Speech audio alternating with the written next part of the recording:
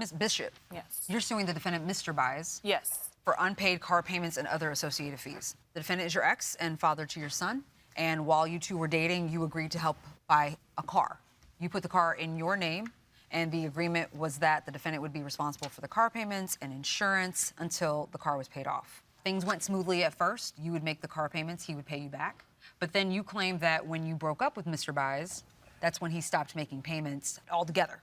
So when you tried to get the car back, the defendant refused and kept driving the car and even racked up a number of tickets that you had to pay for. Yes. So you eventually got the car back and realized that it doesn't even work. So you're suing for the court's maximum of $5,000, which would include the car payments that you made, the remaining balance on the car, the repairs, the tickets, and other costs. Yes. All right. Mr. Baez, you admit to making a few late payments, but you claim that you were all paid up. Yeah. You claim that the plaintiff demanded to have the car back, and that's when you decided that you're not going to pay for something that you no longer have. Yeah.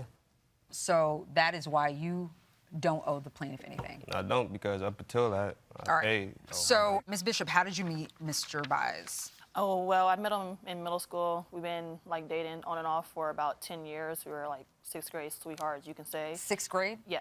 So we met then, and then from there, we were, like, kind of on and off for over the years. We had a son. He's 3 now, but I had cut it off a couple months ago due to situations we had prior of last year. I just couldn't deal with it no more, so I left. You two were together for a significant amount of time before you decided to help him get a car in your name. Yes.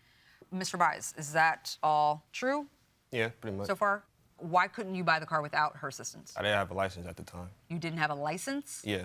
Were you going to get a license when you got the car? I think I ended up getting my license like a year later or something like that. Is that true? No, that's not. So the real reason is that he didn't have a license. Also, he didn't have credit. So the dealership we went to, they required credit, license. Also, if he wanted to be a person on the car, we had to live at the same address. We weren't living at the same address, so the car had to go instantly into my name. Okay. How did you feel about doing that? I didn't really want to do it because I've never been the type of person to want to co-sign for someone because I know everything that comes with it. So it was kind of him like really like asking me over and over like to co-sign for him, and that if I did co-sign, he was going to be able to take our son to school, handle his business, do what So he he would have been a more helpful partner. Yes, it would have been more easier, like on both parts, if I would have co-signed for him. Okay. So I did it. I didn't want to do it, but he kept asking. So it's like he made it sound good to the point, okay, you're going to help our son, you're going to handle your responsibilities when you need to go to work, and then that was the agreement. Did you have a job at the time? I did. I had a part-time job. Okay. And I ended up getting a full-time job. Okay, so you had every reason to believe that he was going to hold up his end of the bargain in terms of paying for the Yes. car. So what was the agreement?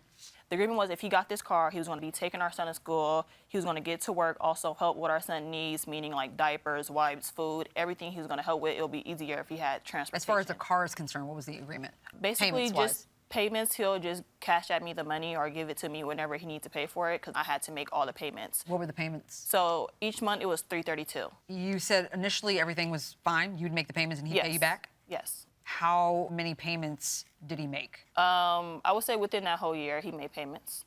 Sometimes it was late, but he always paid it back. When did he stop making payments? He stopped making payments this year. Do you agree to that? Yeah. What happened? I ended up getting a new car last year around November, but... You got a new car while you were paying Yeah, on the other because car? we were trying to trade in the old car so I could get a new car, but I guess Honda wouldn't allow us to trade it in. But while we were there, they just ended up saying, oh, since you're here and you have your own license now, this, that, and the third, we could put you in the car if you want to, so... So now you had 2 cars? Yep. And I was paying for both of them, too. When did you Yeah. stop making payments? When I stopped driving that car. Is that true? Not true.